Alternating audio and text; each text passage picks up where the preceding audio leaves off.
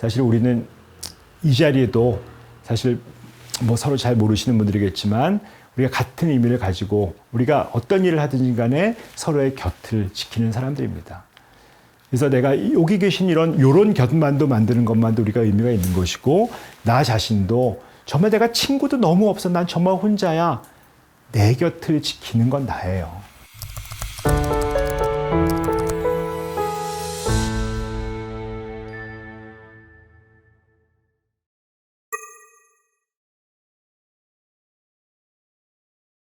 반갑습니다. 방금 소개받은 카톨릭대 정신과 최정화라고 합니다. 반갑습니다. 이렇게.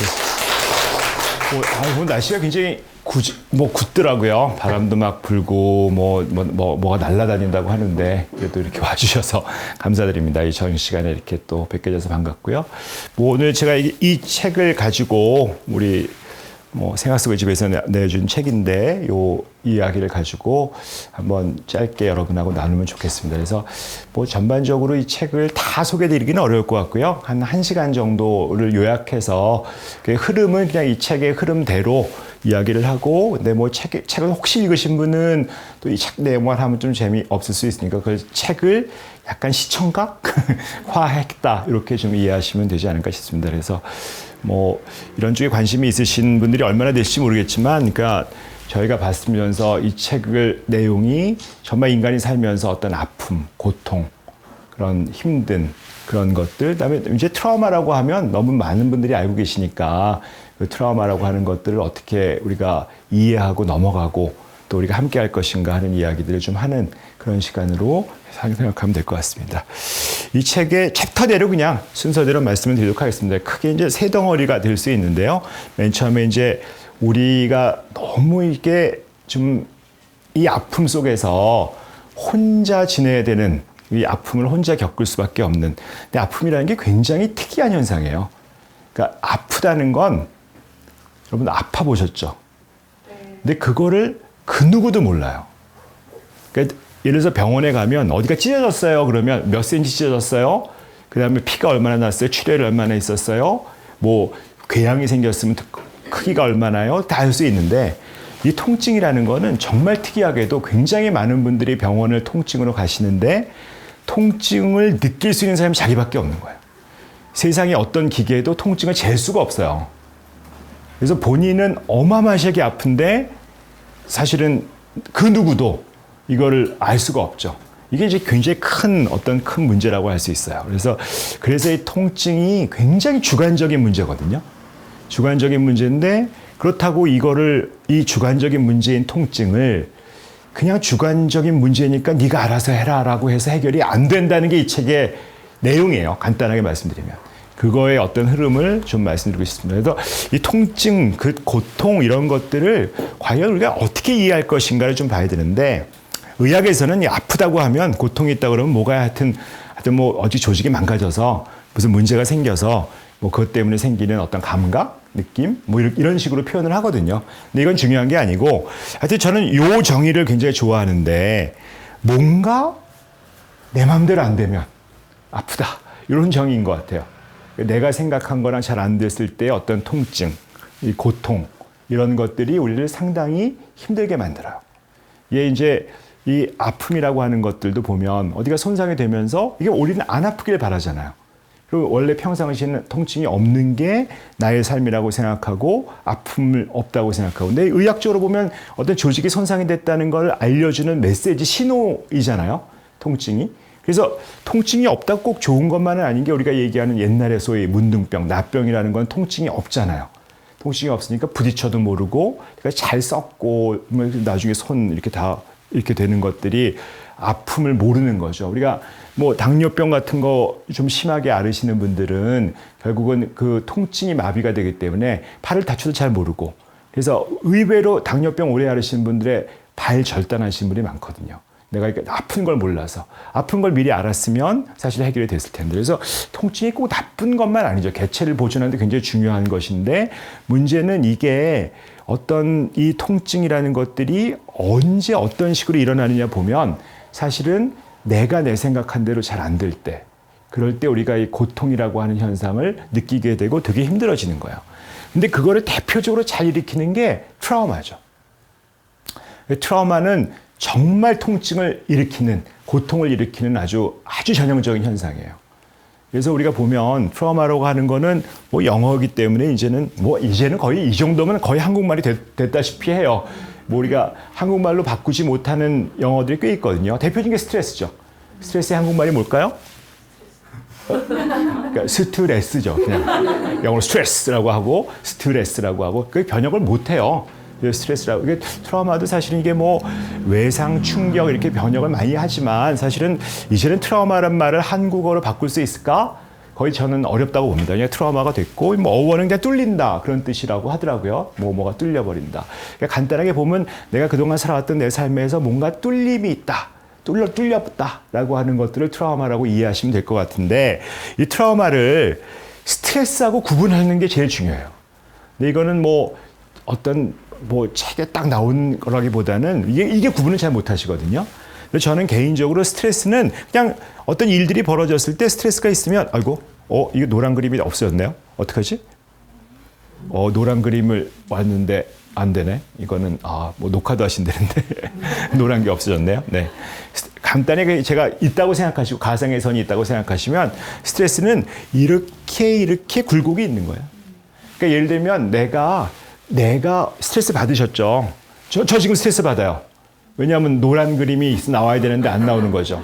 노란 그림이 그러니까 있는데 안 나와요. 스트레스예요. 근데 이제 그러면 어떻게 될까? 이 스트레스를 받고 지나가죠. 지나가고 또 힘들면 또 스트레스 받았다가 지나가죠.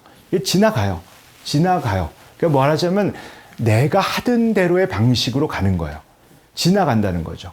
지나가는데 문제는 이 트라우마라고 하는 거는 여기가 왜 이렇게 됐냐면 노란 게 끊어졌다는 뜻으로 표시가 된 거거든요. 그러니까 내 삶이 단절이 돼요. 그러니까 내가 살던 이전의 나랑 다른 형태가 만들어질 정도의 어떤 힘든 일이 벌어지는 거죠. 이게 잘 지나가지가 못하고 내가 살면서 무엇인가 이전에 내가 하던 방식대로는 안 되는 그런. 그러니까 오늘 이 노란 게 안 나왔던 거는 사실 저한테 큰 지장은 없을 거예요. 그런데 이게 너무 큰 상처가 되고 난 다시는 강연을 못하고 강연을 맨날 하던 사람이 강의를 못한다면 트라우마가 되겠죠. 내 삶이 달라진다고 하면. 근데 이제 그렇게 이해하시는 게 제일 쉬운 정의다라고 이해하시면 좋을 것 같고요. 근데 뭐 정의는 되게 많아요. 그래서 이제 여러 가지 정의가 있지만 의학에서는 정의를 굉장히 좁게 합니다. 그래서 뭐 의학은 왜냐면 진단서 써줘야 되니까. 그러니까 네가 트라우마냐 아니냐는 걸 진단서 써줘야 되니까 실제로 뭐 성폭행, 죽음, 뭐 거의 죽을 뻔했던 거, 심한 부상 이 정도가 있어야 트라우마를 당했다고 이해를 해요. 근데 사실은 우리가 보통 이해하는 많은 사람들이 보통 알고 있는 트라우마는 그보다 훨씬 범위가 넓죠. 그래서 그 범위가 넓은 보통 심리적인 트라우마라고 얘기할 때 트라우마는 그냥 아주 쉽게 이해하면 그냥 내가 감당하기가 너무 큰 일을 겪어서 내가 압도됐다. 이게 너무 압도돼서 이게 뭐 어떻게 할 줄 모르겠다 하는 일을 경험했으면 트라우마라고 해요. 그걸 보통. 그래서 그것이 압도되고 위협을 받았다고 하면 보통 심리적 트라우마라고 좀 하는데 사실은 내가 압도됐으니까 진단서 써주세요 하면 좀 문제가 돼요. 의학에서는. 왜냐하면 사장님한테 오늘 엄청 깨졌어. 나는 너무 무서워갖고 아무 말도 못했어. 당연히 압도죠. 압도가 되고 아무 말도 못했죠. 근데 병원에 가서 나는 트라우마를 당했으니까 진단서 써주세요 하면은 네가 맞았니를 물어봐야죠. 네가 정말 죽을 뻔했냐. 왜냐하면 외상이 있고 부상이 있고 아니면 그 사람한테 뭐 대표한테 강간을 당했다든지 이런 게 있으면 트라우마가 되지만 사실 의학적으로 볼 때는 압도되는 것만 갖고는 진단서를 써주진 않아요. 그런데 심리적인 현상에서는 우리가 심리적으로는 트라우마를 입었다라고 이야기할 수가 있게 되는 거죠. 그래서 요 범위가 너무 큰 범위가 있어서 사실은 요 범주가 너무 넓다는 거죠. 그래서 어떤 분한테는 이게 의학은 이제 명확해야 되니까 아주 트라우마를 좁게 요것만 트라우마예요 라고 이제 딱 기술돼 있는 거고 사실은 보통 우리가 봤을 때 뭐 이태원 사건을 보고 내가 텔레비를 보고 트라우마를 입었어요 하는 거는 의학에서는 절대로 트라우마로 안 보죠. 거기서 죽을 뻔했으면 그 골목에 끼어 있으면 트라우마가 될 수 있지만 가지 않았던 사람한테는 절대로 트라우마라고 볼 수 있는 게 아니죠.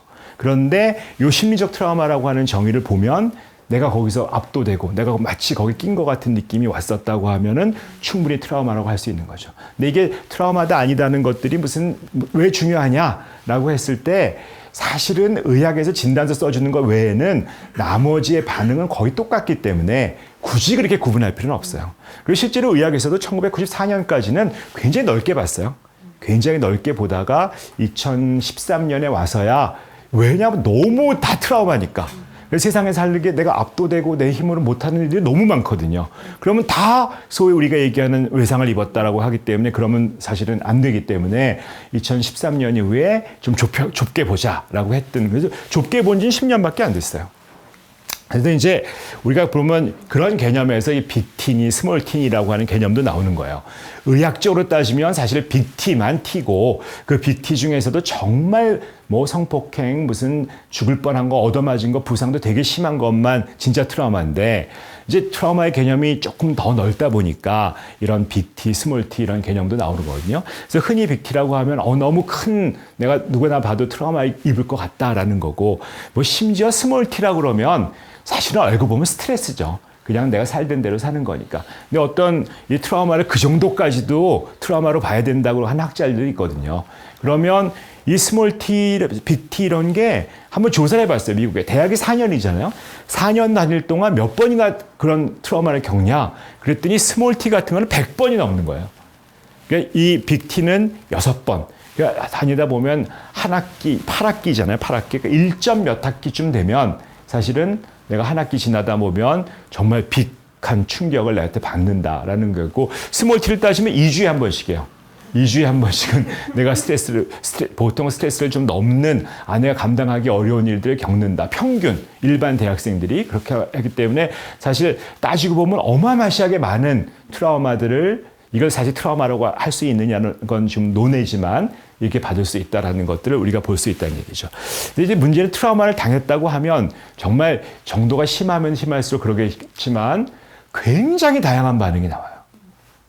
그 말은 내가 감당하던 모든 것들이 무너진 그런 상황이기 때문에 이런저런 일로 엄청나게 굉장히 힘든 일들이 나한테 발생하고 어려운 일들이 뭐 굉장히 많은 사람들의 어떤 이야기, 내러티브를 보면 정말 내가 이전에 나와는 분명히 달라졌다라고 하는 형태의 굉장히 다양한 트라우마 반응들이 나온다고 볼 수 있습니다.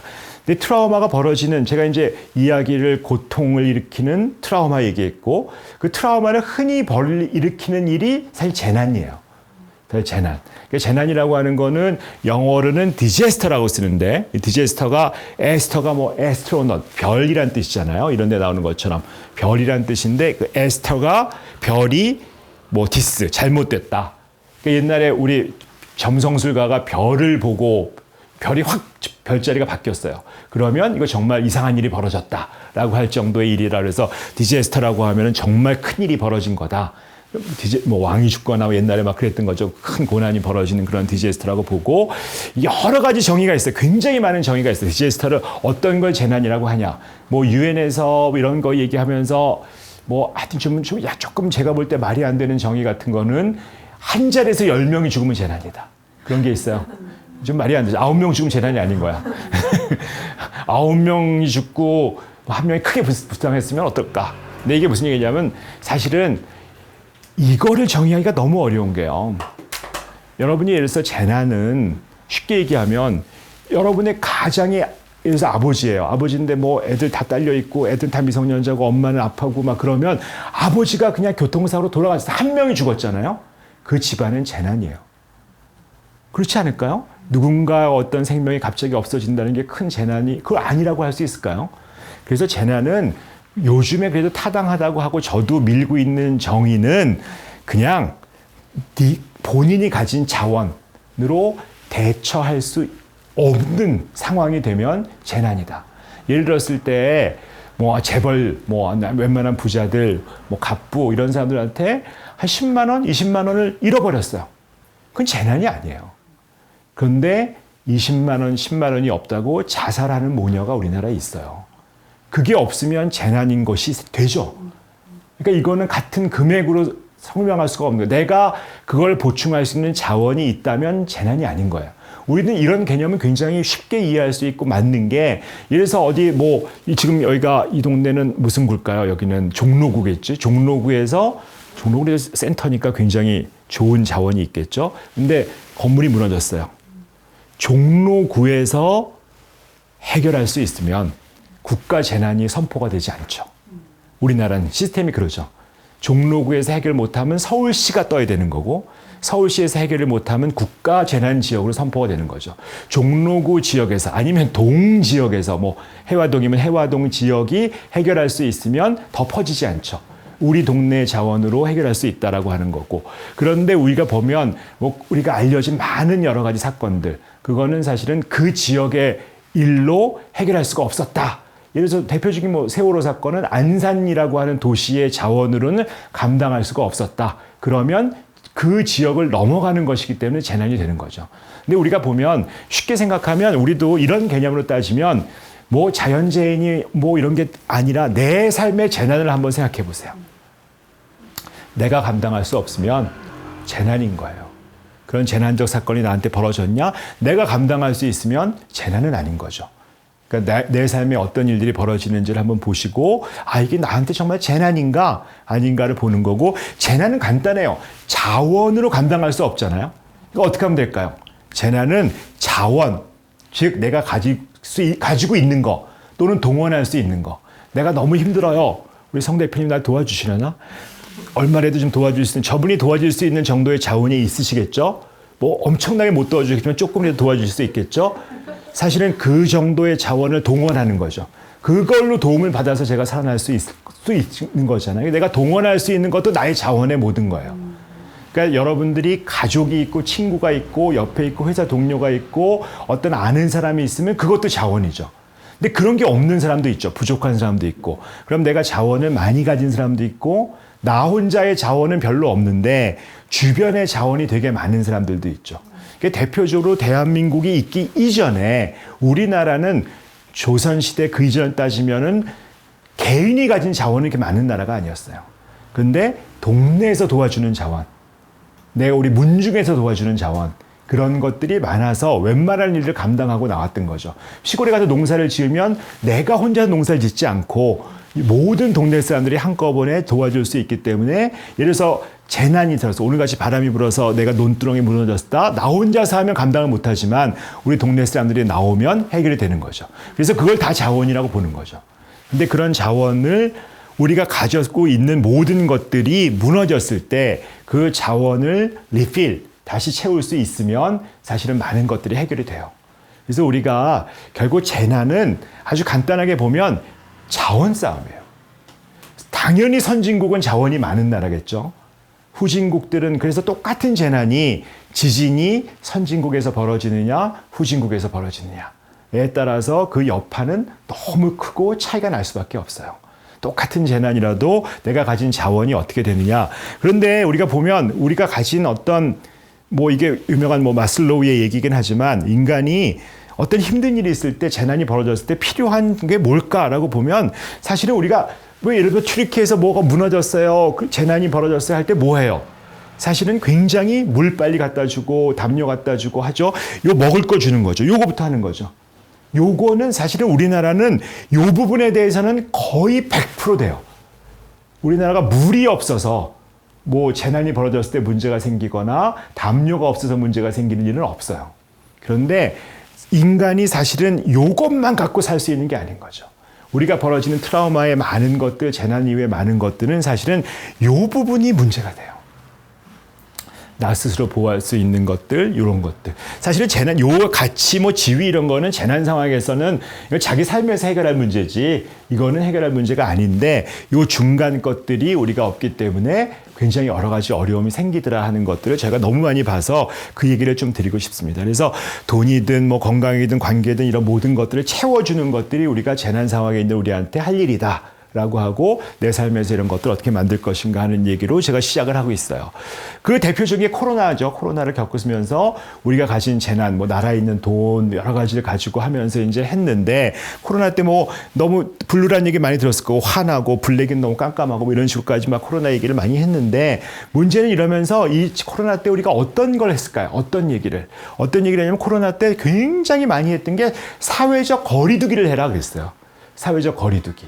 재난은 자원이 필요하잖아요. 그러니까 나 혼자 감당하기 어렵잖아요. 그러니까 어떻게 될까요? 사회적 거리를 두면 망하는 거예요. 사회 누구한테 도움을 받아야 돼요. 우리가 물리적인 거리를 둘 수 있죠.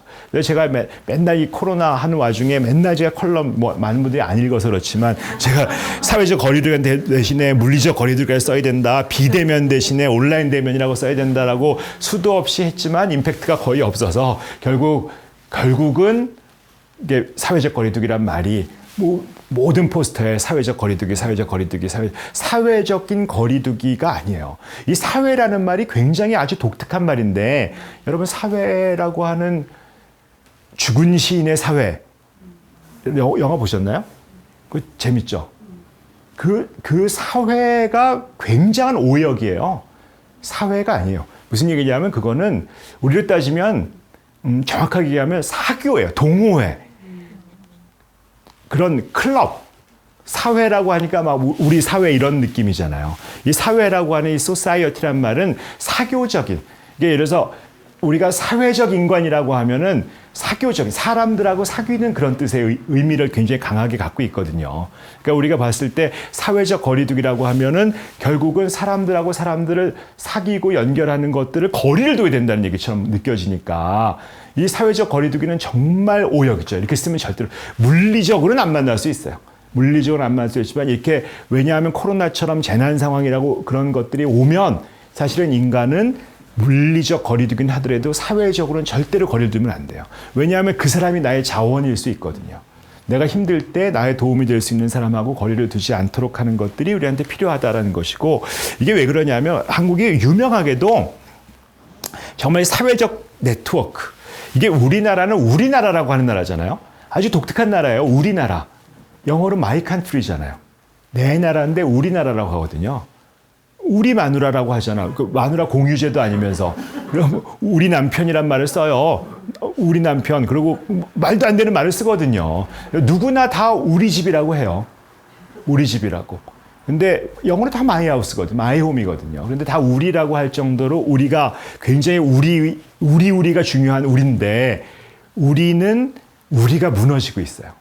이게 아까 얘기했던 어떤 현대화되면서 이 우리가 무너지면서 우리의 지수, 소위 커뮤니티라고 하는, 이 커뮤니티가 영어로 함께 유나이티드, 연합돼서 한다는 우리라는 뜻이잖아요. 이게 커뮤니티 자체가 제일 약한 게 사실은 알고 보면 우리나라가 되어버린 거죠. 우리가 되게 중요한다는데 우리가 없어지는 그런 일들이 벌어졌다고 볼 수 있어요. 그래서 이런 작은 모임도 사실 우리를 만드는 굉장히 중요한 모임에서 굉장히 중요하다고 생각합니다. 근데 이게 굉장히 중요한 게, 어떤 이 사람이 함께 사는 사회에서는 사실은 한 사람이 건강한 게 되게 중요해요. 그래야 우리가 건강해질 수 있거든요. 이게 대표적인 감염 지수 얘기거든요. 우리가 코로나 때 배웠죠. 이게 보면 한 사람이 한 명한테 감염시키고 감염 지수가 1이면 그 감염은 줄지도 늘지도 않고 똑같이 가죠. 한 사람이 나오면 한 사람한테만 전파시키고, 근데 1보다 크면, 예를 들어서 2면 이렇게 두 배로 폭증을 하잖아요. 감염 지수가 1이 넘었어요 라고 얘기하면. 그런데 이 폭증하면서 문제가 되면서 이 코로나가 끝나지 않는 게 감염 지수가 1이 넘는 거거든요. 근데 가장 제가 걱정하는 거는, 우리가 얘기하는 어떤 심리적인 트라우마나 충격을 받았을 때 문제는 1보다 커요. 내가 감당할 수가 없기 때문에, 트라우마가 되면서 내가 삶에 재난이 생기기 때문에 내가 감당할 수 없기 때문에 바로 옆에 사람한테 영향을 끼칠 수밖에 없어요. 그 사람이 감당하기가 또 어려워져요.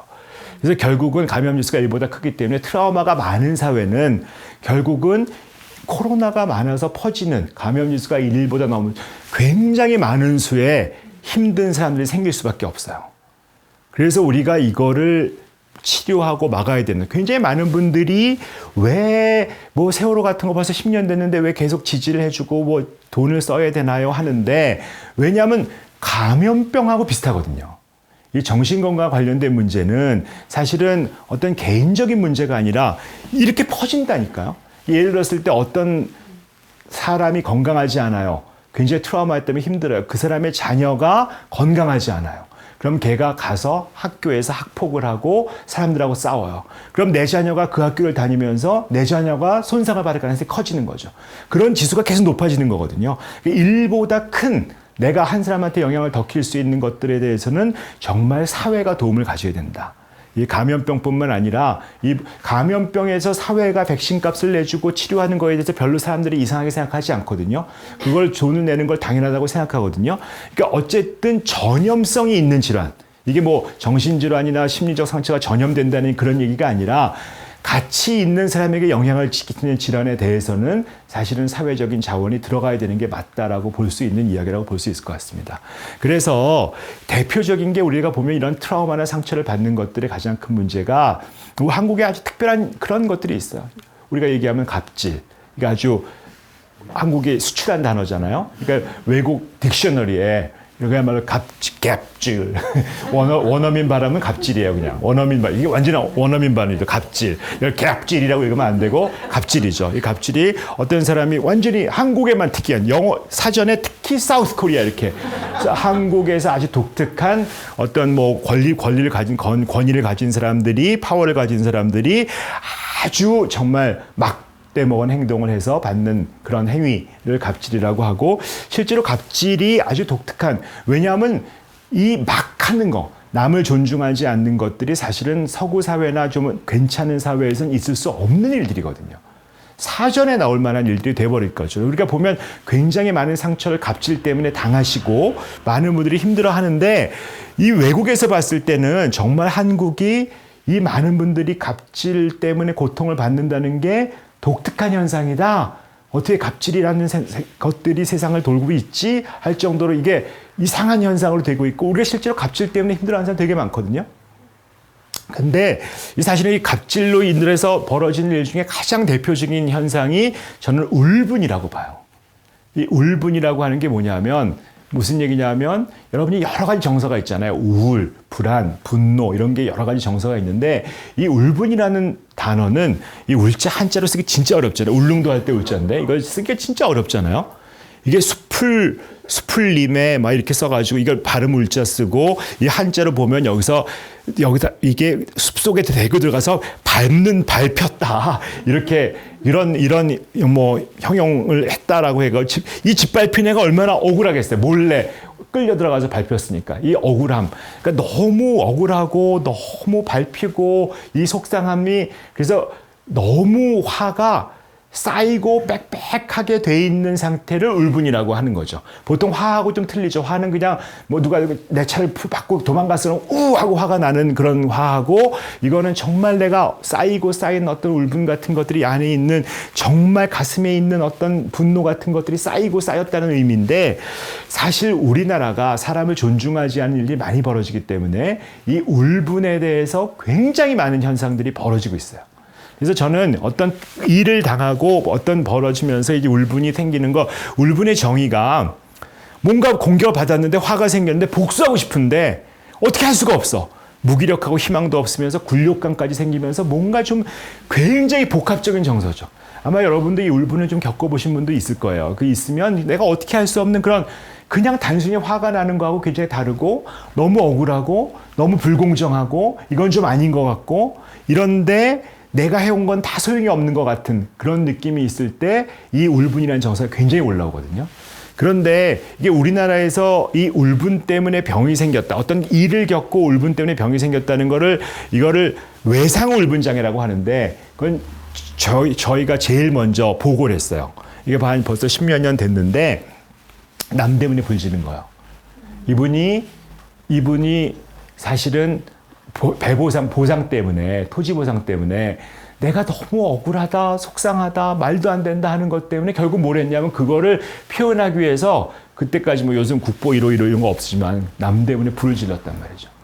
정말 황당한 일을 한 거죠. 근데 우리가 보면 이렇게 울분이라고 하는 현상들이 쌓이면 정말 황당한 일을 할 수 있는, 뭐 예를 들면 무슨 자동차를 몰고 와서 자동차 본사에 가서 박는다든지 그런 일 많이 하잖아요. 뭐 해가지고 무슨 통신요금에 문제가 있다고 해서 받기도 하고, 굉장히 많은 현상들이 이 울분 때문에 벌어져. 근데 이 울분이라고 하는 거는 결국은 내가 어떤 상처를 받았는데 그 상처를 해결할 수 없는 일들이 벌어지면서 이 우라가 굉장히 많이 생긴다고 볼 수 있거든요. 근데 이걸 왜 제가 여러분한테 말씀드리냐면, 이런 어떤 끔찍한 일이 벌어진 다음에 이 울분을 만드는 사회가 된다는 거예요. 이게 무슨 얘기냐면 2014년 7월에요. 이 MH17이라고 하는 말레이 항공의 비행기가 추락한 적이 있어요. 이 기억을 잘 못하시는 분이 있겠지만 벌써 9년이나 됐지만 이게 암스테르담, 그러니까 그 네덜란드의 암스테르담에서 이 쿠알라룸푸, 이게 말레이시아 항공이니까 말레이시아의 쿠알라룸푸까지 가는 비행기였는데 이 비행기가 지금 전쟁하는 우크라이나 상공, 이게 우크라이나죠. 거기죠. 여기 뭐 돈네스크 이런 거 요새 이제 알게 되는 거죠. 옛날엔 잘 몰랐지만 여기가 이제 그 당시에도 우크라이나 반군, 약간 러시아 쪽, 친한 쪽하고 이렇게 있던 전쟁을 하던 곳이었는데 누가 쐈는지 뭐 우크라이나 반군이 쐈다고 지금 정리가 되어 있긴 하지만 어쨌든 이 비행기가 지나가다가 우크라이나 반군이 쐈다고 믿어지는 어쩐 소련제 미사일에 의해서 적출했다고 믿어지면서 그야말로 이 비행기에 타고 있던 정말 많은 사람들이 그러니까 280명의 승객과 15명의 승무원, 그래서 295명이 가든 비행기가 쐈기 때문에 이건 100% 단 한 명의 생존자도 없이 모든 비행기가 위에서 격추되면서 산산조각이 흩어졌어요.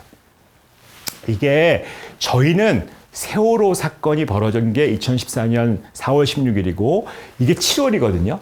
사실 우리는 세월호가 굉장히 뜨거운 그 시절이었어요. 같은 시점에. 그러니까 시점이 같아요. 3개월 차이였고, 이거를 제가 말씀드리고 싶은 이유는 뭐냐면, 이게 네덜란드에서 벌어진 일이고, 이 사건이 벌어진 다음에, 사실은 이거는 시신은 여기 떨어졌잖아요.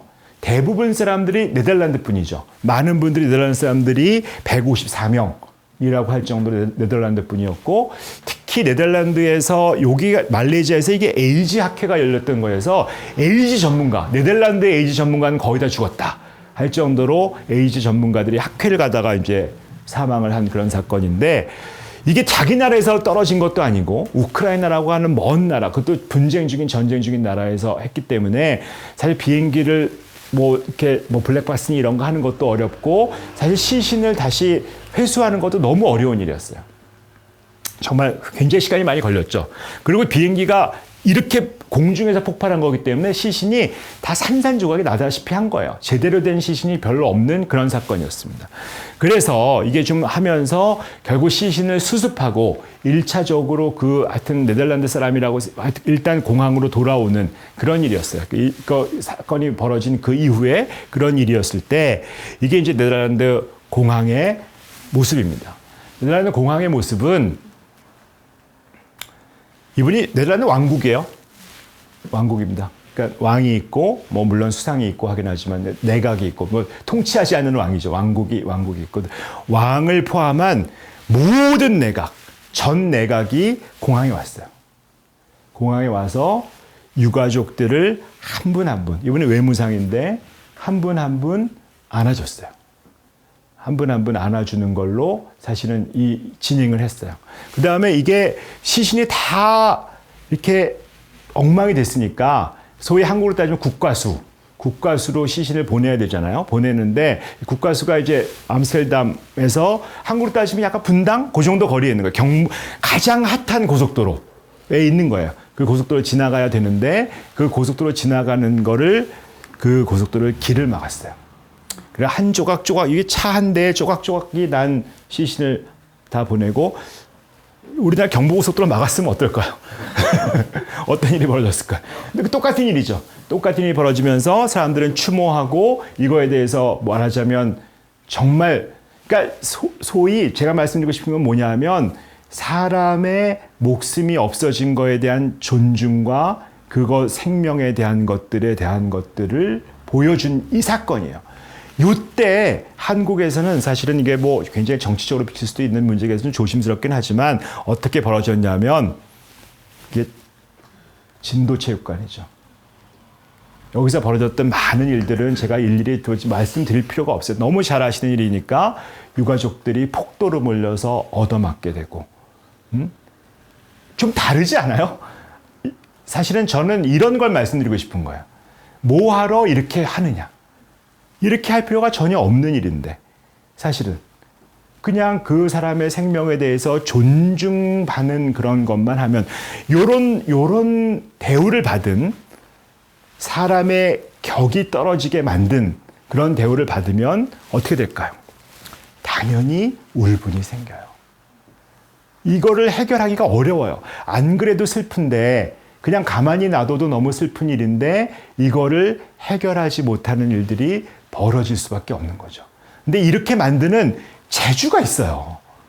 그렇게 하라고 해도 참 어려운, 결국은 사람에 대한 가장 기본적인 것들을 다루지 못하는 그런 문제가 우리한테 있다는 거죠. 아주 별로 어렵지 않은데, 왜냐하면 이거를 순서가 있거든요. 순서. 이게 뭐든지 순서를 좀 알면 되는데, 유명한 작 데리다의 철학자 생긴 게 아주 멋있어서. 근데 모든 죽음은 그 사람한테 세계의 끝이란 말이에요. 더 이상 얘기할 게 없다면 그거보다 더 중요한 얘기는 없는 거거든요. 그러니까 사실은 생명보다 더 강한 가치가 없는데 그걸 인정해주면 되거든요. 우리가 봤을 때 그 유명한 사건이 있죠. 이게 네덜란드 얘기하니까 자꾸 네덜란드 광고가 되는 것 같긴 한데, 네덜란드에 로테르담이라는 도시가 있어요. 그 도시가 사실은 가보신 분들이 계신지 모르겠지만 나치한테 정말 잔인하게 폭격을 당했어요. 너무 폭격을 당해서 사실은 굉장히 중세부터 있던 도시인데 완전히 아작이 난 거죠. 교회 몇 개 남고는 도시 자체가 완전히 초토화, 그야말로 완전 폭격을 당해서 정말 수많은 사람이 죽고 도시 하나가 완전히 없어졌어요. 그럴 때 너무 슬프고 이 허망한 이 사건에서 여기서 무엇을 먼저 했느냐 하면, 이 사건에서 이걸 도시를 다시 재건하면서 요 동상을 하나 먼저 지었어요. 요 동상이 뭐냐면 제가 같이 찍은 건데, 가슴이 뻥 뚫린 남자. 이게 로테르담에 가시면 관광 스포츠 중에 몇 위예요. 이게 가슴이 뻥 뚫린 남자라고 하는, 우리의 가슴이 뻥 뚫려 있다고 하는, 너무 슬프다 하는 것들을 먼저 상징화 시켜주고, 그러고 나서 뭘 했냐면 도시를 새로 짓기 시작했어요. 그래서 로테르담은 지금 뭐냐면 세계에서 가장 건축공학자들이 가보고 싶은 도시. 여러 가지 건축 기술들을 동원돼서 굉장히 독특한 모양의 빌딩들이 쫙 세워진, 그거를 먼저 한 게 아니에요. 우리가 가슴이 아파서 뻥뻥 뚫렸다는 걸 먼저 하고, 우리가 여기서 손상받고 가슴 아팠던 거를 먼저 상징화하고, 그걸 먼저 한 다음에 도시를 건설하는 걸 하죠. 우리가 이렇게 약간 순서가 바뀌어요. 우리는 먼저 해결하는 걸 먼저 하고, 이 존중하고 이 사람의 격을 세우는 것들을 나중으로 가려고 하니까 비용도 많이 들고 힘도 들고 어렵다고 하는 얘기를 좀 드리고 싶은 거예요. 그래서 정말 함께 아파하고 기억하고 의미를 만들기 필요하고, 애도를 같이 하는 사회가 필요하다라는 걸 제가 말씀드리는 것이고, 정말 우리가 언제 어떻게 트라우마를 당할지 모르기 때문에, 그렇게 내가 트라우마를 당하고 하더라도 나는 존중받을 수 있다는 믿음이 우리한테 있어야 우리가 살 수 있다라는 것이고, 우리가 그걸 참 못해왔다라는 것이고, 그걸 어떻게 좀 바꿔보자는 게 제가 하고 싶은 말이에요. 그래서 우리 예를 들어서 대표적인 게 세월호 사건 같은 게 벌어지고, 그 사건을 보면 결국 그 아이들을 어떻게 기억할 것인가가 부모님들이 할 수 있는 가장 큰 일이거든요. 우리가 그들을 어떻게 기억하느냐가 굉장히 중요한 일이고, 사실은 요거는 제옥의 엄마라고 그쪽 어머니죠. 사실은 살아있는 우리 엄마가 하신 얘기인데, 우리 아이들의 삶을 어깨에 메고 우리 아이들이 살고자 싶어 했던 미래를 만들어 가면서 미래를 기억하는 것이 우리의 삶입니다 라고 얘기했죠. 아픔에 머물지 않고 오늘 하루를 그냥 살아갈 용기를 내며 이렇게 살아간다라고 하는 이야기가, 사실은 그런 어떤 기억할 만한 것들을 우리가 만들어내는 것들이 이 무너진 세계를 넘어갈 수 있는 유일한 길이다라고 말씀드릴 수 있을 것 같아요. 그래서 정말 이건 일본의 정신과에서 쓴 그런 요번에 한 강연이죠. 내 아이를 대신해서 산다라고 하는 그런 마음을 가지고 우리가 한번 부모님도 살고 계신다라고 볼 수 있는데, 여기서 제가 이 기억하는 게 얼마나 중요하다는 걸 한번 잠깐 말씀드리고 싶은데요. 이게 뭐냐면 나치 독일이 정말 나쁜 짓을 많이 했는데, 그 중에 대표적으로 유태인 600만 명, 몇백만 명인지 모르지만 하여튼 살해했다는 걸 떠나서 그 소위 우생학, 아리안 민족이 우수하다, 백인이 우수하다 그러면서 좀 우수하지 않은 인종, 대표적인 게 정신질환자, 정신박약자라고 들이 주장을 하고 몸에 기형이 있는 사람들 해가지고 지능이 떨어지는 아이들을, 그다음에 정신질환이 있는 아이들을, 자폐증이 있는 아이들을 수십만 명을 자기네 유대인이 아닌데도 죽였어요.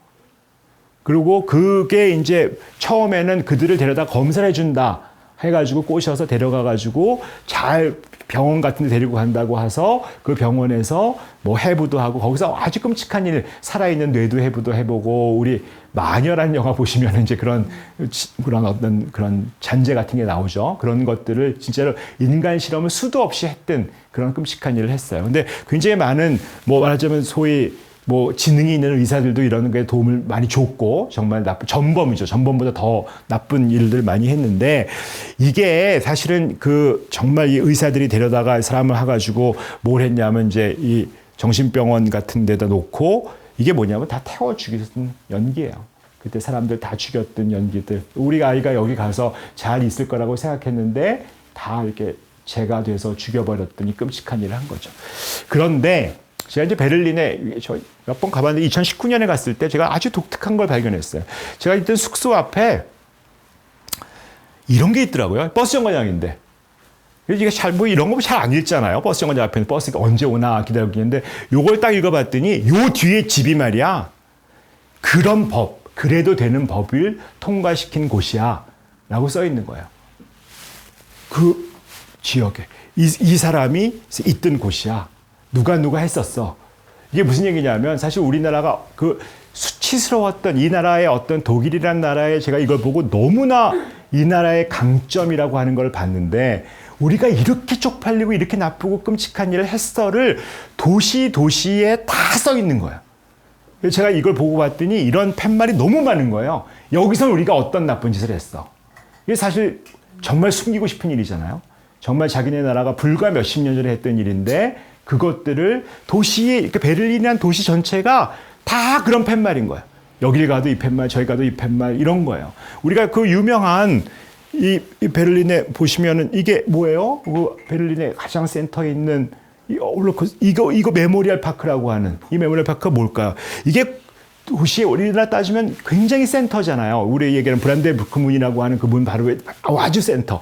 우리나라 따지면 거의 뭐 시청학 광장 같은 그런 센터죠. 센터에 뭐가 있냐면 우리가 죽인 유대인의 관을 상징하는 공원이 있는 거예요.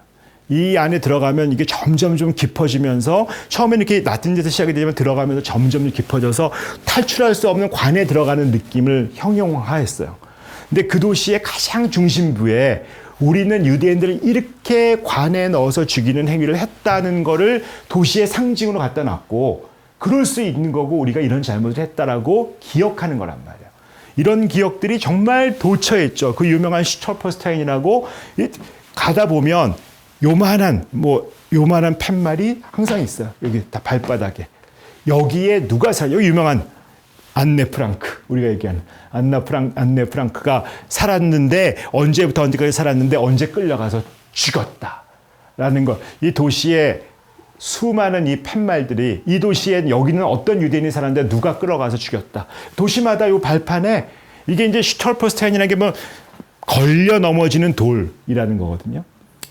이게 이 발에 걸려 넘어지는 돌이라고 하고 물론 동판을 새겨놨지만 저는 이게 걸려 넘어지는 게 아니라 이게 독일이라는 나라를 오늘의 나라로 있을 수 있게 만든 걸림돌이 아니라 디딤돌이 되는 어떤 행위라고 생각해요. 이런 기억을 도시 전체에 우리가 얼마나 나쁜 짓을 많이 했고 얼마나 많은 희생자를 냈는가 하는 것들을 기억해야 그 나라가 그렇게 되지 않을 수 있다는 것들을 하는 거죠. 사실은 이게 기억의 힘이죠. 그러다 보니까 사실은 어떤 일이 벌어지냐면 이 수많은 도시에 이건 프랑크푸르트인데 독일이란 전체 도시에 유대인 우리가 이렇게 했어요. 여기에 항상 꽃다발이 가 있어요. 우리가 이걸 절대로 숨기지 않는 이렇게 되죠. 그래서 결국은 유대인의 나라가 어디예요? 이스라엘이죠. 이스라엘 수상의 차는 독일차예요. 아우디예요. 우리가 그럴 수 있을까요? 대통령 타가 우리나라 대통령 차를 렉서스를 탄다. 이게 가능할까요?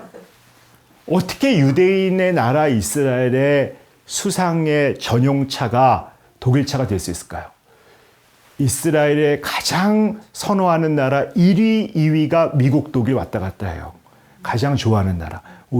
왜냐하면 독일은 내가 하는 모든 잘못이고 너네가 우리가 보상을 요구하면 언제든지 더 줄 수 있다. 우리가 얼마든지 잘못했다라고 얘기할 수 있기 때문에 사실은 관계도 회복이 되는 거죠. 사실 우리가 이렇게 할 수 있는 나라가 정말 대단한 나라라고 볼 수 있는 것이고, 그것이 그런 힘 때문에 사실은 이스라엘의 잠수함은 독일제예요. 수출도 된다는 거죠. 이게 가능한 거예요. 이런 일들이 벌어질 수 있다라는 것들을 우리가 기억한다는 것의 힘, 그게 기억하고 우리가 자꾸 잊어버리고 지워버리는 것들이 우리가 할 일이 아니라 우리가 힘들었던 것들을 기억하는 것들이 우리가 정말 잘 살아나가는 길이다라고 말씀드릴 수 있습니다. 정말 세월호 안에서 우리가 뭐 어묵 먹고 폭식하는 것들을 보고 이 독일 사람이 정말 우리 혐오 발언하는 거는 방송국 자체가 문 닫을 일이다.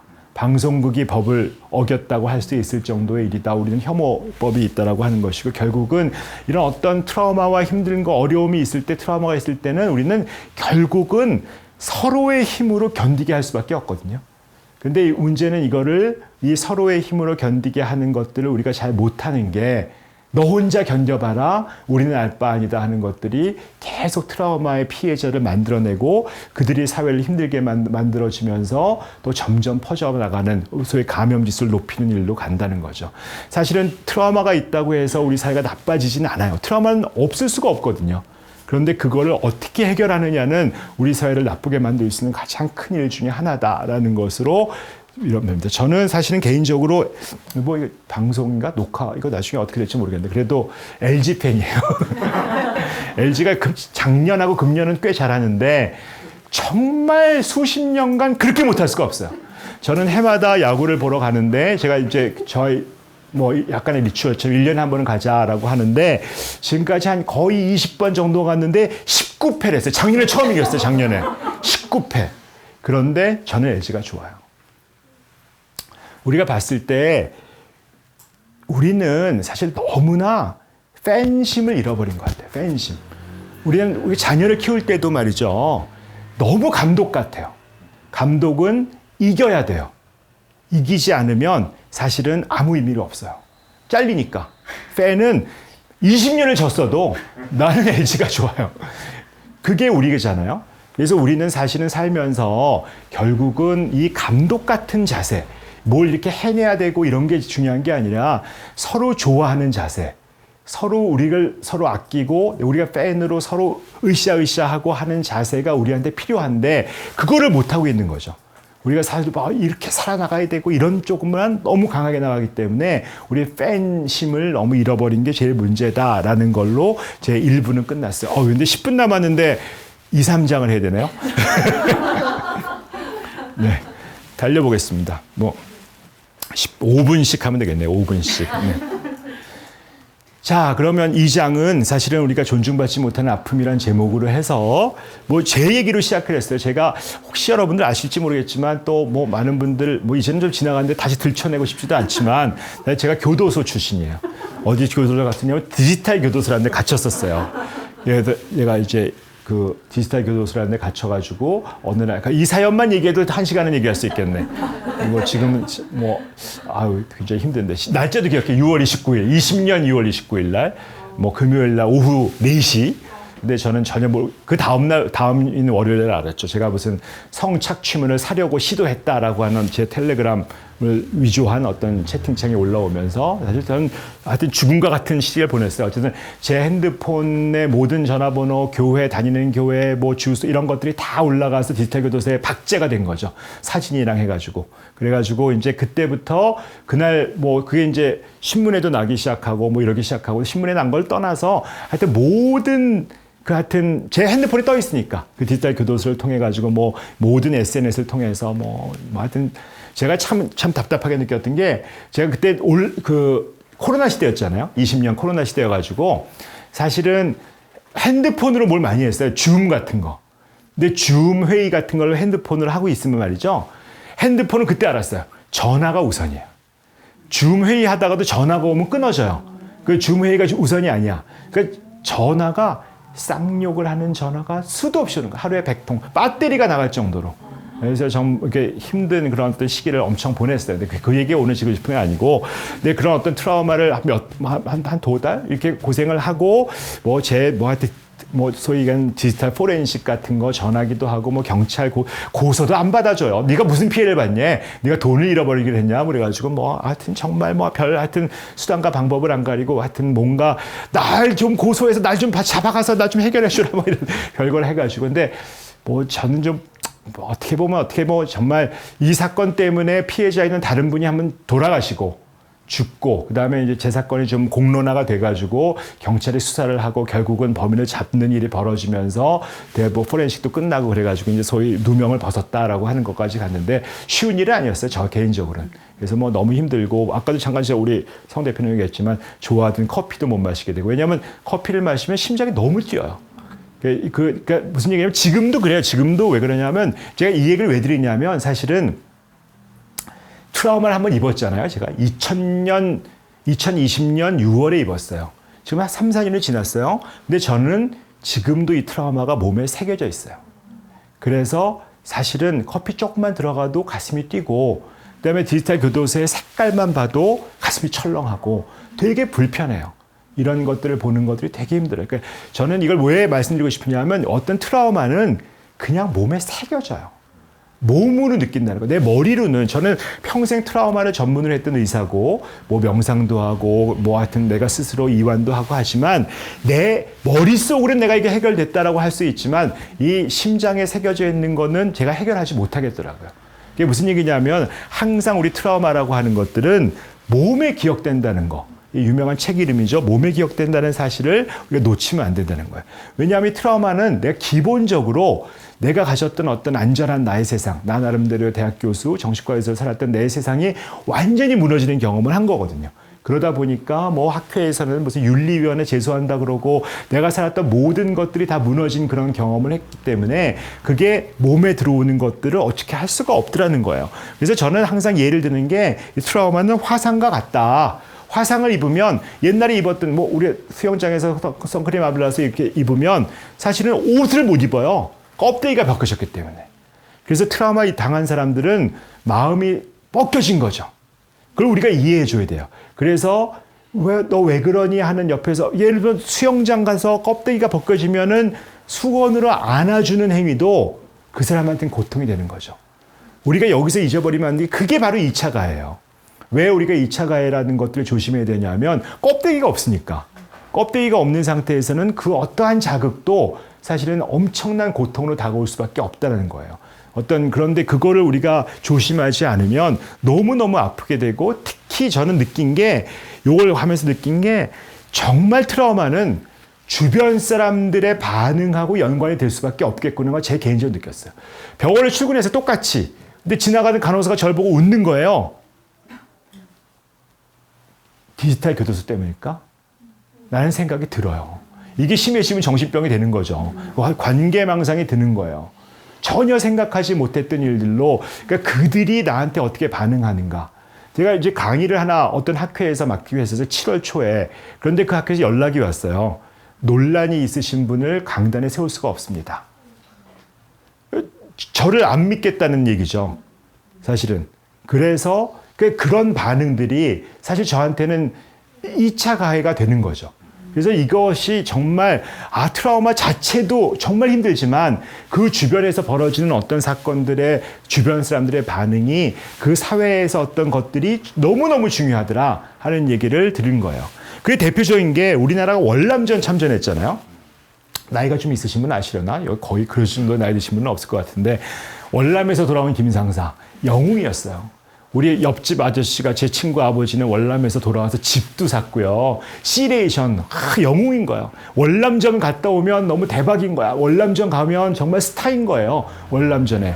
그런데 미국은 이 월남에 들어온 김상사 코미디 영화를 만들었지만 미국 사람들은 다 반전. 왜 거기 가왔냐.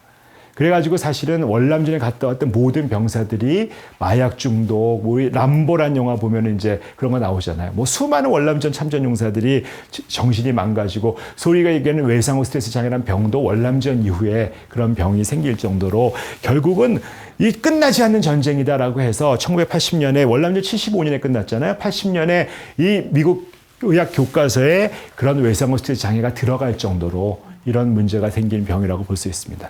근데 우리나라는 사실은 이 주변 사람들의 어떤 시각으로 인해서 벌어지는 2차적인 일들이 너무 많아요. 성수대교가 94년에 이게 떨어졌어요. 벌써 한 20년, 뭐 이제 30년 가까이 됐나요? 30년 이렇게 돼가는 일인데 이 이후에 이 아버지가 이걸 잘 견디지 못해서 5년 후에 자살. 삼풍백화점 95년 이것을 잘 견디지 못하던 아버지가 4년 후에 자살.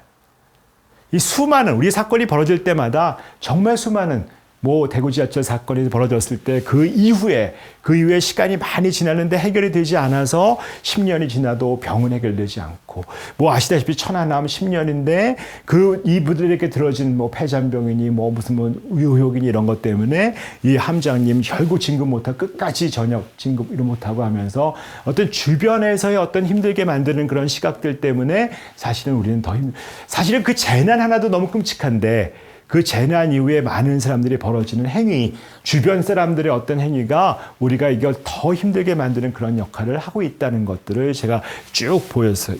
그래서 하여튼 우리가 이 어떤 이 세월호 사건 이후에는 그때까지만 해도 그런 걸 자기가 잘 못했었는데 2014년부터는 그거라도 조금 잘 해보자라고 해서 좀 잘 돕고 하는 일들을 하고 있습니다. 그래서 우리가 보면 저희가 이제 했던 일이 저는 이제 학자니까 이거를 어떻게 했는지 좀 알리는 일들을 많이 했어요. 이게 뭐냐면 세월 페리는 이 세월 사건은 울분의 사건이다. 이게 뭐 트라우마보다도 울분의 사건이다라고 외국 학자들의 얘기를 했고, 그것들 굉장히 공감을 많이 받았어요. 우리나라의 어떤 그런 거짓말, 불공정, 무능력, 잘못 이런 것들이 울분을 만드는 일이다라는 이야기들을 하면서 얘기가 됐고, 그래서 우리가 보면서 저희가 좀 여러 가지 논문을 쓰긴 했지만 좀 정리를 해서 보면은 사실은 도움을 받는 사람들이 잘 견딘다. 이런 얘기를 우리가 만들어서 뭐 정리해서 논문도 냈었고, 그 다음에 보면 결국은 삶의 의미를 찾아가는 것들이 어떤 방법으로 되느냐, 사회적으로 도와주는 게, 소셜 서포트를 해주는 것들이, 사회에서 도와주는 것들이 그 사람이 삶의 의미를 찾을 수 있도록 만들어줄 수 있다는 얘기들. 우리가 보면 이 고통스러운 자리는 너무 고통스러워요. 너무 고통의 자리예요. 근데 중요한 건 그 고통의 자리에 있으니까 너무 힘들어요. 내가 무너지잖아요. 근데 무너질 때 그 무너짐을 견디게 만들 수 있는 거는 바로 그 고통의 곁에 누가 있느냐는 거죠. 이 혼자서 감당할 수 있는 일이 아니기 때문에 이 고통의 곁에 있는 사람들이 필요하고, 그 고통의 곁에 있는 사람들이 아까 배웠죠. 감염지수. 그 사람도 무너져요. 근데 그 사람의 또 곁에 누가 있느냐. 이 사회도 결국 그런 식이거든요. 우리가 어떤 사건이 벌어졌을 때 그 사건의 곁에 누가 있느냐가 우리가 살 수 있는 길이다라고 말씀드릴 수 있습니다. 그래서 결국 고통의 곁에 또 다른 곁이 있을 때 우리는 이 힘든 일들을 넘어갈 수 있다라고 제가 말씀드릴 수 있을 것 같아요.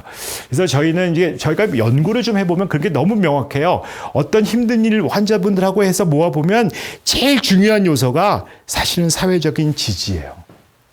이거 연결시키는 가장 중요한 것들이 어떤 병리와 건강한 쪽으로 연결시키는 것들이 제일 중요한 게 결국은 사회적으로 누가 도와줄 수 있느냐 하는 것들이 있을 때 누군가의 힘이 있다는 것들이 우리를 도울 수 있다는 것입니다. 자, 5분 정도 더 해야 되겠습니다. 네, 마지막 장이에요. 마지막 장이고, 이게 이제 우리의 주제일 수도 있고요. 가장 중요한 얘기일 수도 있으니까 이 이야기를 마지막으로 하도록 하겠습니다. 이게 사실은 우리가 보면 우리 혼자 힘으로 살기가 참 어려운 거예요. 나 혼자서 하기가 어렵기 때문에 어려워요. 그래서 결국 우리가 도와야 되고, 결국 도우려면 내가 누군가와 사랑하고 친밀함이 있고, 그 다음에 그 누군가 날 도와준다는 믿음, 애착 이런 것들이 굉장히 필요하거든요. 사실은 이런 네트워크가 우리 필요하고, 이게 아바타 1에 나오는 그림인데, 이게 결국 나무 네트워크 쫙 되면서 이 힘으로 견디는 거잖아요. 우리가 이제 이런 힘이 우리한테 필요한 거라고 볼 수 있는데, 니키드 생빨리 가면 너무 시간이 많이 걸리겠죠. 5분 안에 해보죠. 굉장히 제가 좋아하는 작가인데, 저 몰랐던 작가예요. 근데 이게 우연히 제가 예술의 전당에 한번 조금 시간이 남아서 이 사람 작품전을 볼 기회가 있었는데, 이 여자는 제가 잘 몰랐는데, 굉장히 이쁘게 생겼더라고요. 예쁘게 생겼는데, 사실은 전혀 미술 교육을 받지 않은 사람이에요. 미술 교육을 전혀 받지 않은 사람인데, 스토리 좀 유명한 게 있지만, 이분의 엄마가 완전 환자분이에요. 완전. 아주 거의 그냥 생 미친 그런. 왜냐하면 이 니키드 생파를 제외한 모든 애들이 다 자살했거든요. 남동생을 자살하고. 이게 왜냐하면 먹이는 거예요. 폭식, 먹여. 그냥 네가 안 먹는다고 먹이고. 그래서 이 엄마 트라우마가 너무 심한 거예요. 근데 엄마 트라우마는 정말 아주 학대시키는 엄마의 아버지는 또 얘를 성폭행했어요. 정말 개판 집안에서 산 거죠. 그래서 얘가 이제 프랑스 살다가 미국으로 오는데 미국 카톨릭 학교에 적응 못하고 반항하고 난리치고 그러다가 이제 10은 일찍 다른 남자랑 결혼을 집에서 도망가야 되니까 20살 만에 결혼을 했는데 그 결혼도 개판 정말 너무 힘들고 막 어려운 거죠. 근데 이 친구가 이제 이게 30살 때 정도인데 이 작품 하나로 떴어요. 이게 무슨 작품이냐면 제가 총을 쏘는 거예요. 총을. 무슨 얘기냐면 이 총을 가지고 이건 동영상 알았죠? 네. 근데 이 총을 가지고 무슨 얘기냐면 이 총을 가지고 아까 얘기했던 이 여기에 만든 석고상으로 무엇인가 이렇게 아름다운 것들 미키마우스니 천사니 만들어 놓고 총을 쏴서 그 총을로 빵 쏘고 나면 이 안에 물감이 채워져 있거든요. 그 물감이 흘러내리면서 굉장히 다양한 작품을 총을 쏴서 작품을 만드는 걸로 슈팅이라는 작품으로 이제 세상에 뜬 여자거든요. 근데 이게 저는 이 작품의 결과물이 딱 들어가서 있는데 이게 첫 번째 방이었어요. 저는 이 사람 전혀 배경을 모르고 갔는데 이거 나 어디서 봤지? 이 여자 이런 작품이었는데 전 모르고 나를 찾아본 거거든요. 이 여자의 작품이 뭐지? 제가 이걸 많이 봤어요. 어디서 봤냐면 우리 병원 병동에서. 수많은 자해하는 친구들이 많아지니까 정말 수많은 자해를 받고 저는 이게 딱 자해하는 것 같은 거예요. 이 흐름이. 근데 사실은 알고 보면 이 흐름의 피라든지 모든 것들이 실제로 이 친구한테는 자해 대신에 한 거죠. 그런 어떤 권위와 이런 것들을 깨버리는 그런 내가 너무 답답한 걸 해결하는 그런 것들로 반응을 보였어. 그래서 이 사람의 작품이 굉장히 그로테스크해요. 아주 끔찍해요. 보면 너무 힘들고 어려운 그런 작품들이 계속 있었단 말이에요. 근데 이 친구가 이런 작품을 가지다가 어느 날 불륜이긴 하지만 이런 건 항상 불륜이죠. 장 팅글리라고 하는 기존의 설치미술 조각가 이 사람하고 연애를 시작해요. 이 사람이 원래 첫 번째 남자하고 이미 헤어졌고, 여러 자살도 여러 번 시도하고 막 그랬던 건데. 근데 이 두 분의 이야기가 엄청난 연애를 해요. 둘이. 엄청난 연애를 하면서 세계의 연애를 하는데, 유명한 니키 앤 장이라는 영화도 있고 책도 있어요. 저는 요 사진 되게 좋아하는데, 엄청 귀여워하는 것 같지 않아요? 그래서 결국은 이 니키라는 여자가 결국은 제도권 미술에 들어와요. 이 남자친구의 어떤 힘일도 있었지만, 그러면서 결국은 평생, 근데 이 여자의 성품 자체가 또 질풍노도 같다 보니까 결국은 헤어져요. 헤어지긴 하지만, 결혼도 했다가 헤어지긴 하지만, 그래도 끝까지 우정을 유지해요. 끝까지. 정말 나이가 들도록. 근데 이 여자의 작품이 변해요. 정말 여자라면 싫어하고. 왜냐면 우리 엄마 트라우마가 심하니까.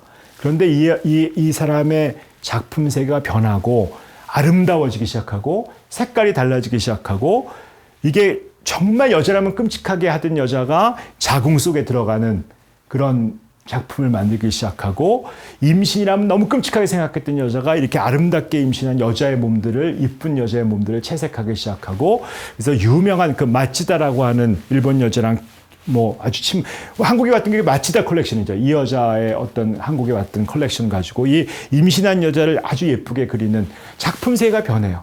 작품세가 변하면서 사실은 이런 프랑스에 가면 이런 그림들 많이 보셨을 거예요. 니나라고 하는 작품 시리즈를 하기 시작하면서 이제 많이 변하기 시작하고 아름다워지죠. 그래서 이게 이제 늙어가는 거죠. 평생 우정을 같이 하면서 장과 팅글리가 같이 늙어가는 과정이고 결국 이 여자의 꿈이었던 타로 공원이라는 걸 만들면서 이제 이 여자는 결국 산업재해 비슷하게 죽긴 하지만 결국은 다 돌아가시긴 돌아가셨는데 제가 아주 감동을 받았던 게 이 작품 전에 마지막 작품이었어요. 마지막 작품이 뭐냐면 제가 찍은 건데요.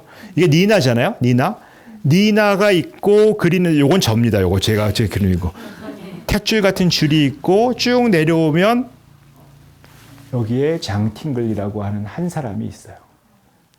이 사람의 어떤 변화가 되는데 정말 한 사람의 사랑이 이 사람의 어떤 세계관과 세상을 보는 눈을 바꿀 수 있었던 거예요. 한 사람이 곁에 있음으로 인해서 무엇인가 변화가 이루어졌다는 일들이 벌어졌다는 것을 좀 볼 수 있었습니다. 내가 정말 힘들 때 누가 날 위로할 수 있는가? 날 위로될 수 있는 사람이 누가 있는가? 나를 사랑할 사람이 누가 있는가? 근데 저는 이럴 때 맨날 얘기해요. 뭐 있으면 좋지. 또 없으면 나라도 해야지. 나 자신이라도 나를 위로하고 함께 할 수 있는 시간들이 돼야 되는데 이게 정말 중요하다고 생각하는 게 뭐냐면 시간이 많이 갔네요. 5분. 계속 해도 돼요? 끄떡끄떡? 좀 긴데. 자, 이게 로제토 효과라는 게 있는데 이거 혹시 들어보셨는지 모르겠어요. 이게 의학에서 가장 이상하다고 생각되는 현상이에요. 이 로제토 현상이라는 게 뭐냐면 로제토라고 하는 거는 여기 이제 조그만 펜실베니아에 있는 아주 작은 마을이에요. 이 마을인데 이 마을의 효과, 로제토 효과라는 건 뭐냐면 이 마을이 정말 독특한 거예요. 왜냐하면 이 마을이 자살 없고 중독이 없고 범죄가 없고 위궤양이 없어. 왜 그렇지? 너무 건강한 거예요. 그런데 이 마을의 특성을 알아봤더니 엄청 술을 많이 마셔. 엄청 담배를 많이 펴. 그러니까 우리가 보통 건강하다고 하는 거하고는 전혀 반대되는 행위를 하는 곳이에요. 그런데 이 로제토가 정말 의학에서 알고 있는 기존 상식을 뒤엎은 거예요. 술도 많이 마시고 담배도 많이 피고 막 그러는데 왜 이들이 건강할까? 봤더니 이 고칼로리 음식 먹고 이러는 사람들이 이게 이탈리아 사람들이 모여서 사는 곳인데 너무 즐겁게 혹시 미국 영화 그런 데 보셨어요? 신랑감을 데려왔다 그러면 온 동네가 다 나와가지고 그러면 너 마시면서 즐거워하고 유쾌하고 나쁜 음식 먹고 담배 피고 그래도 즐거운 마음속에서 서로 네트워크 안에서 혼자 술 마시고 나빠지고 담배 피면 힘들어지지만 이런 네트워크 안에서 하면 건강의 모든 문제를 오히려 뒤집을 수 있다. 이 로제토가 이제 옛날엔 그런 지족사회, 요새는 없어졌어요. 요새는 외지 사람들이 많이 들어오면서 이제 없어졌는데 이제 로제토 효과가 의학의 가장 정말 이상한 모순이다라고 할 정도. 여기서 무슨 얘기를 우리가 하냐면 정말 그 네트워크가 얼마나 중요한가.